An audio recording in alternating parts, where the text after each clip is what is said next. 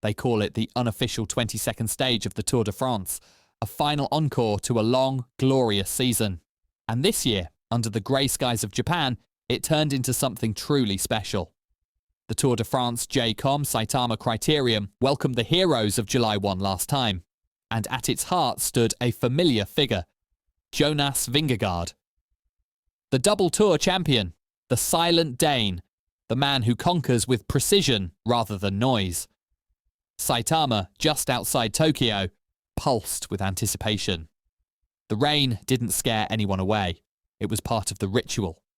Thousands of fans filled the stands of the Super Arena, their cheers echoing like thunder. Some came dressed in yellow, others in the red of Japan, but all were there for the same reason: to see the champions of the Tour ride again, not for glory, but for love of the sport. When the riders rolled out onto the wet streets, the scene was almost cinematic. The asphalt glistened like glass, the lights reflecting in puddles, and the sound of wheels slicing through water gave rhythm to the moment. This wasn't Paris, it wasn't a mountain summit, but it carried the same intensity, the same sense that history was being written again, in a place far from France, yet deeply connected to its cycling soul. Jonas Vingegaard lined up with a calm expression, his eyes fixed ahead. Around him, stars like Primož Roglič, Jonathan Milan, and Caden Groves shared quiet smiles and nervous laughs. The season was long, but this was a celebration, a final test wrapped in joy. As the flag dropped, the local Japanese teams attacked immediately, igniting the race like fireworks in the rain. They wanted to impress, to show that they belonged among the giants, and the crowd responded, roaring with every move. But inside the peloton, the European pros controlled the rhythm, waiting, measuring, knowing that Saitama's short laps could turn chaotic at any second. The Criterium would last 17 laps of 3.5 kilometers each, short, fast, and relentless. A pure sprint circuit, though you wouldn't know it by watching Vingegaard. He doesn't sprint. He calculates, he anticipates, he punishes mistakes. The kind of racer who wins not by speed, but by clarity. By the halfway point, the peloton had already stretched thin. Valentin Paret-Panther made his move, chasing mountain points that didn't exist, only symbols of pride. His French teammate Dorian Godon joined him briefly, and for a few laps, the tricolour flew near the front. But behind them, a silent storm was brewing.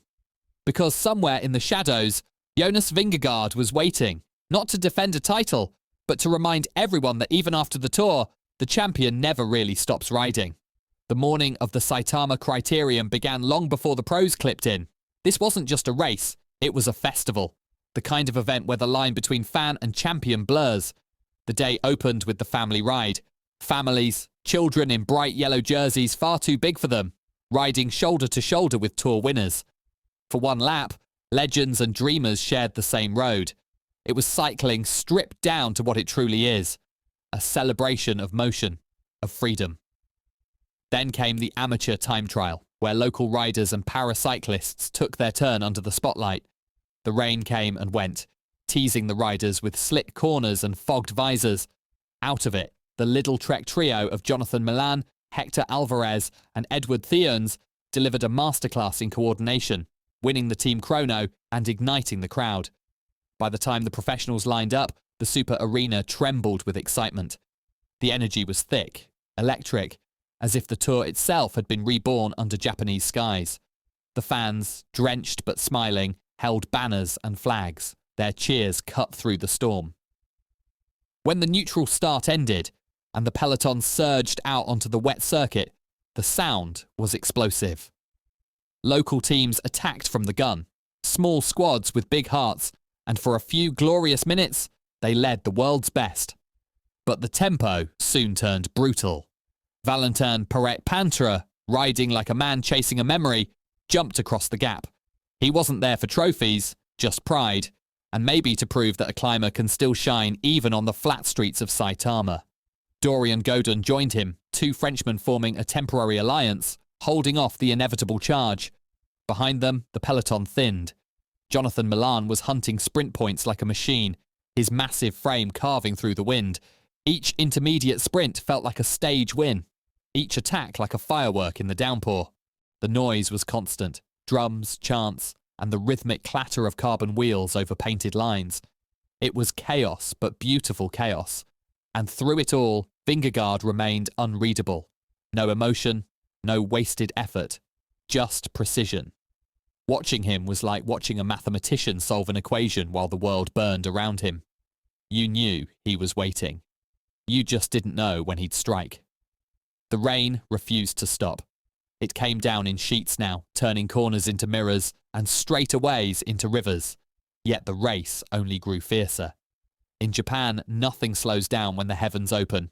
It only becomes more meaningful. Lap after lap, the same pattern repeated. Attack, chase, regroup, breathe.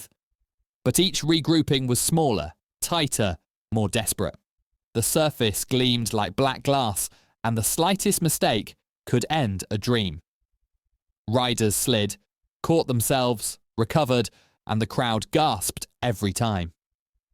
Among the soaked chaos, a few riders began to shape the narrative. Primož Roglič was restless, flicking his elbows, testing the waters. His new colours, Red Bull Bora Hansgrohe, glistened like fire in the rain. Beside him, Vingegaard rode silently, the yellow of his kit darkened by water, his focus unbroken. The two once wore the same jersey. Now they were rivals again, linked by history and separated by ambition. In the middle of the pack, Jonathan Milan kept collecting points, his raw power undimmed by fatigue. Every sprint was an explosion, a storm within the storm.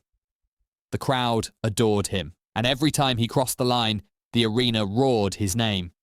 But the race was heading somewhere darker, sharper. The attacks grew heavier. With 5 laps to go, the air shifted.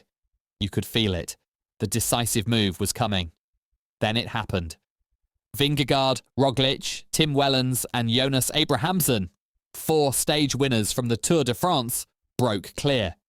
It was like seeing lightning form in real time. The crowd erupted. The world's best, shoulder to shoulder, flying through the Japanese streets like a storm of colour and speed. For a few laps, it was pure poetry. The cooperation was perfect, the intent unmistakable. They weren't racing for contracts or rankings now.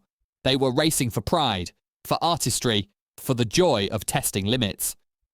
Behind them, the peloton began to disintegrate. When the bell rang for the final lap, the breakaway was still ahead. 4 became 3, then 2. Roglič and Vingegaard, alone at the front, rewriting their rivalry under the rain. 2 champions, one silent, one fiery, pushing each other beyond reason. And somewhere in that storm, the winner's outline began to emerge. Quiet, composed, inevitable. The final lap. One circuit to decide everything. 2 riders, bound by history, divided by purpose. Roglič attacked first, sharp, powerful, the kind of move that once broke rivals on alpine climbs. The crowd screamed as he opened a gap. But then came the counterpunch. Jonas Vingegaard, expressionless as ever, lifted from the saddle and surged. His cadence didn't spike, it sharpened. Smooth, efficient, unstoppable. Roglič looked back once, and that was enough. The elastic snapped. The Dane was gone. Through the rain, through the lights, he flew alone. The crowd's chants turned into a roar that followed him around the final corners. He didn't look back. He didn't celebrate early. He just pushed, calm, relentless, precise, until the finish line rose before him. When he crossed it, he didn't throw his arms wide. Just a small gesture, a nod to the sky, the faintest smile. That was enough. The statement was made. Vingegaard wins Saitama. Behind him, Jonathan Milan thundered across for second, his green jersey glowing beneath the floodlights, followed by Caden Groves in third. Roglič, spent but unbroken, rolled in moments later to applause louder than victory itself. As the rain softened, the podium ceremony began, an orchestra of applause and camera flashes. Milan claimed the points and best young rider classifications. Paré-Pantra took the mountains jersey. Symbolic, but earned through courage. Roglič was named the most combative rider, a tribute to his spirit. And Red Bull Bora Hansgrohe claimed the team honours, celebrating under the same rain that had baptised the race. For the crowd, it was more than sport. It was connection. They had seen legends race not for trophies, but for love, for the art of the pedal stroke, for the purity of motion. The super arena shook with emotion, and for a moment, Japan and France felt like one.